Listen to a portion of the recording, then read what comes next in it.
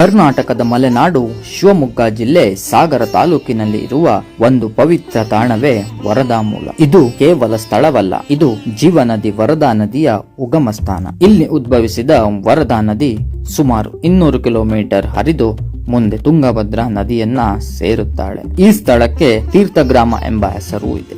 ಇಲ್ಲಿ ಶ್ರೀ ವರದಾಂಬಿಕಾ ದೇವಿ ನೆಲೆಸಿದ್ದಾಳೆ. ಹಾಗೆ ಇನ್ನು ಹಲವು ದೇವಾಲಯಗಳು ಇಲ್ಲಿವೆ. ಗಾಯತ್ರಿ, ಸಾವಿತ್ರಿ ಮತ್ತು ಸರಸ್ವತಿಯ ಸಂಗಮ ರೂಪವೇ ಈ ವರದಾಂಬಿಕೆ.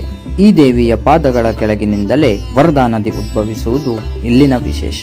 ವರದಾ ಮೂಲದಲ್ಲಿ ಹಲವು ಪವಿತ್ರ ತೀರ್ಥಗಳಿವೆ. ಚಕ್ರತೀರ್ಥ, ಲಕ್ಷ್ಮೀ ತೀರ್ಥ ಹಾಗೆ ದೊಡ್ಡ ಕಲ್ಯಾಣಿಯಲ್ಲಿ 24 ತೀರ್ಥಗಳು ಉಗಮವಾಗುತ್ತವೆ.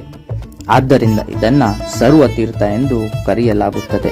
ಸಾಗರದಿಂದ ಕೇವಲ 7 ಕಿಲೋಮೀಟರ್ ದೂರದಲ್ಲಿರುವ ಈ ಸ್ಥಳ ಮಲೆನಾಡಿನ ನಡುವಿನ ರಮಣೀಯ ತಾಣ. ಪ್ರಕೃತಿ ಮತ್ತು ದೈವಿಕ ಶಕ್ತಿ ಒಂದಾದ ಅಪರೂಪದ ಸ್ಥಳವೇ ಈ ವರದಾ ಮೂಲ.